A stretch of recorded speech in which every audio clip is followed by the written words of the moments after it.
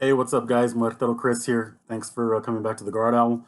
So, I was sitting here just a little bored, and it occurred to me that maybe I should talk a little bit about La Santisma Muerte, La Roja, in her red robe, which is the robe of her aspect that I started off with.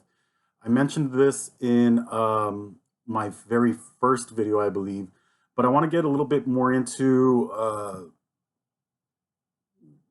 the aspect of the red robe and how I know her through my experience. So a little after I got into into working with her in her red robe, with my experience. Well, actually, I should say if you're looking to get into working with her in the red robe, a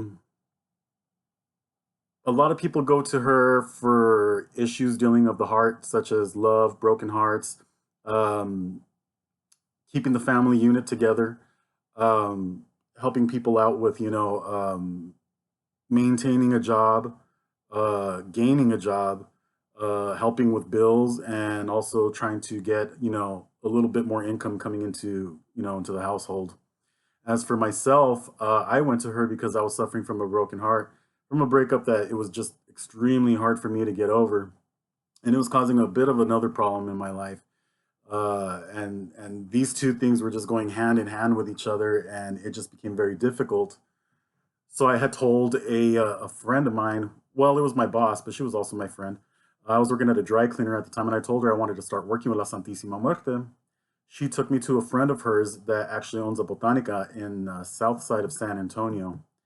She told me, I want to take you to this guy, talk to him about it because he probably would know more so about what you're talking about. I want you to talk to him before you get yourself involved with anything. Don't just jump into this because who knows what it is. Um, so I went. She took me in, and I went. And so I picked out a statue, and it was a red one. And I fell in love with her as soon as I held her in my hands. And I went to the front counter, and she introduced me to the owner. And I asked him. I said, "Well, these are my issues and all. Oh, what can she help me with?" And he said, "Well, she'll definitely help you with all of this, but you got to be prepared to change. You got to be prepared to accept change." Because she comes through, and she comes through very, very fast, and she comes through very, very strong. So with that in mind, he went in and helped me out and prepared some candles for me, and basically told me what to do when I got home, and how to put up an altar for her.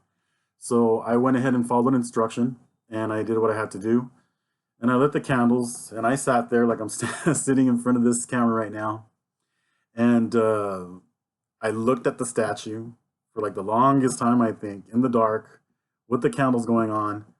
And I really didn't know what to expect or anything. And I was just kind of like, I think this is foolish. This is kind of, it was a little alien for me. Um, and all of a sudden, the candles started just like doing the same thing with each other. Mind you, I didn't have a ceiling fan in this room or anything.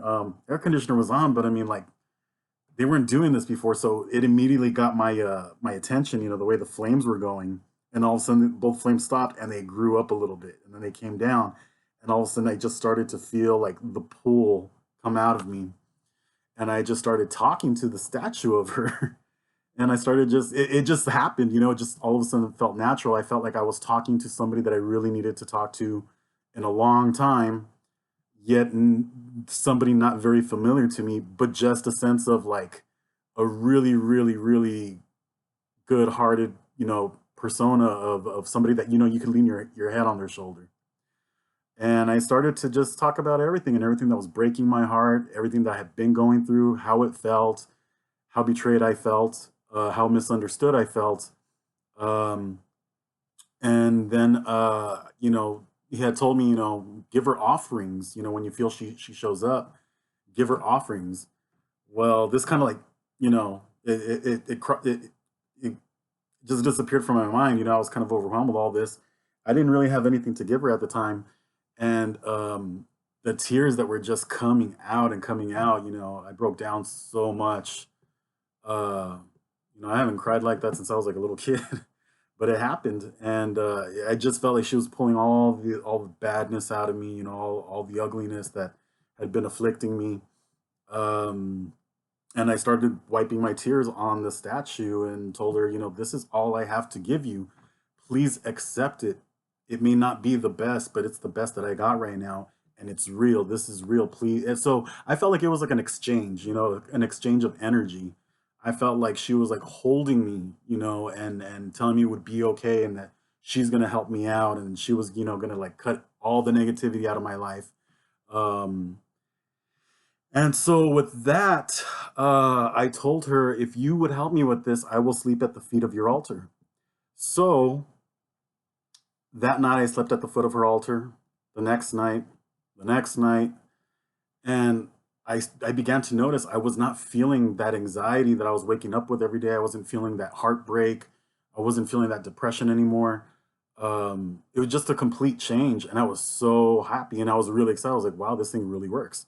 Um, so I began to talk with her more often.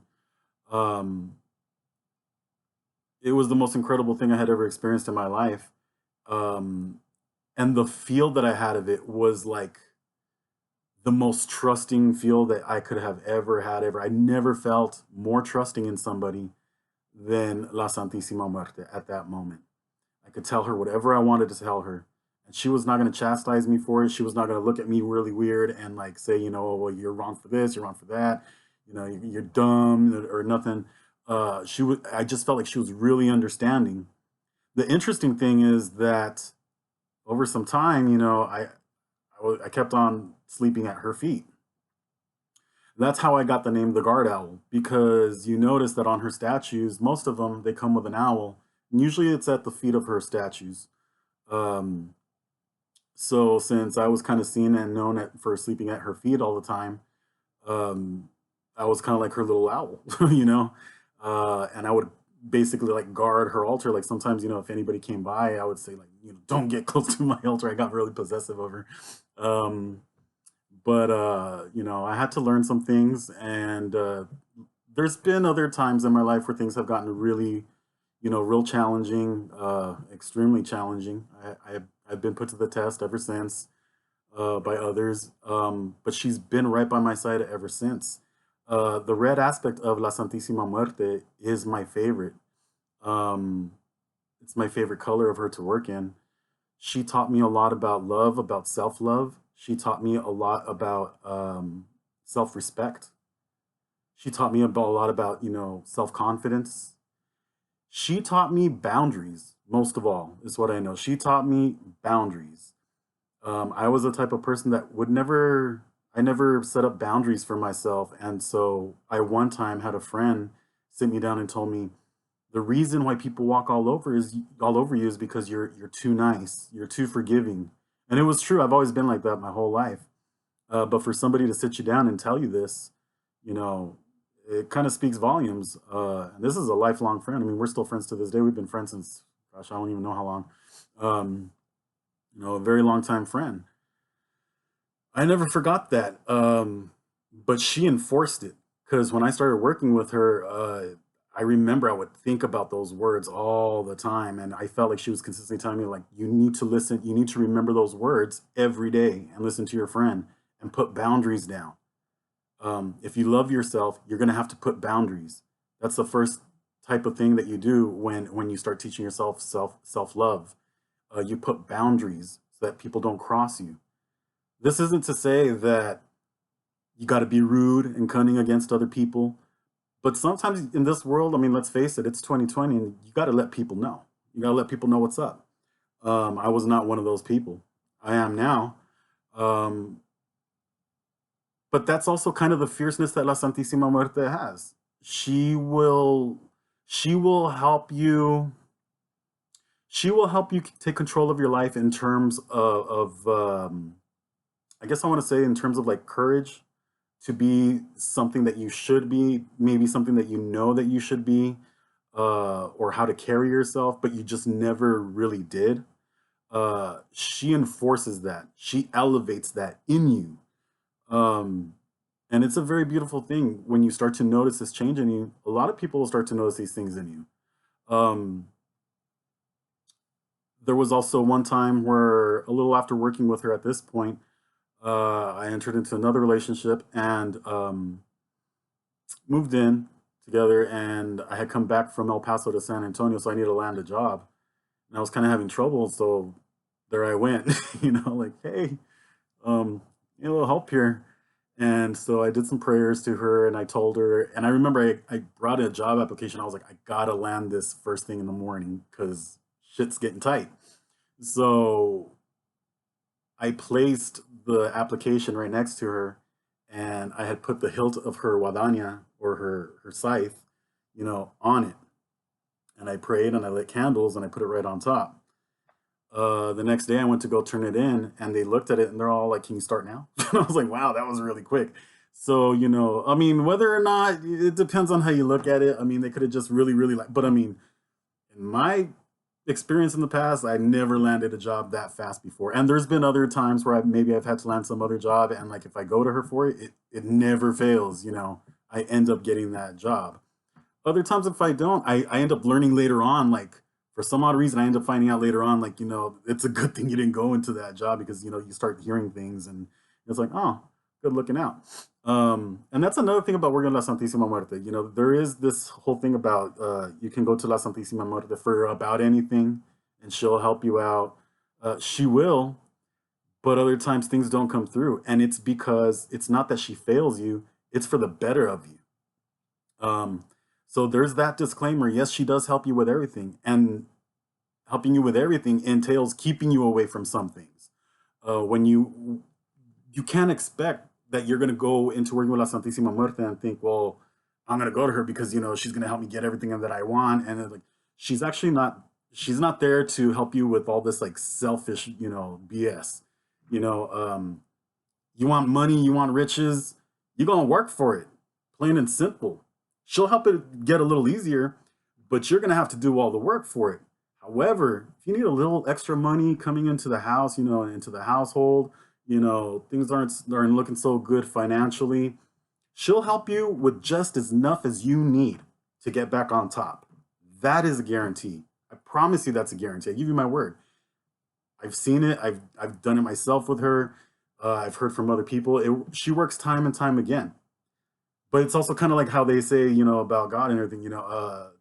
She will never give you more than what what you really need. Um, because for all you know, if she gives you everything that you really want and more, you're gonna get a big head, and then I mean, nobody really needs that. Let's be honest. Nobody really needs that. Um, but anyway, I just wanted to, put out a little video about, a little bit more about my experiences with La Santisima Muerte in the red robe and how I started with her and how some of that went. And I'll put out some more videos. Currently, I'm working with her in the black robe. It's been going like that for a little over a year now. So I'm going to be doing some videos about working with her in the black robe. But I will be, also doing some videos on working with her in the white robe. Those are going to come a little slower, I believe, because she and I and her white robe, it really doesn't happen often. I don't know what it is with her and me in the white robe. But red and black, it's like peas in a pod with me and her. So anyway, I'm Muertero Chris Muñiz, and this is the Guard Owl. Thank you for watching, and thank you for joining me with this little impromptu video that I just pulled out of nowhere. I really wasn't planning on sitting down for this, but I was a little bored, so I said, hey, why not? Anyway, good night wherever y'all are, and if you're watching somewhere else, then good morning, and y'all have a good one. Blessings. Bye.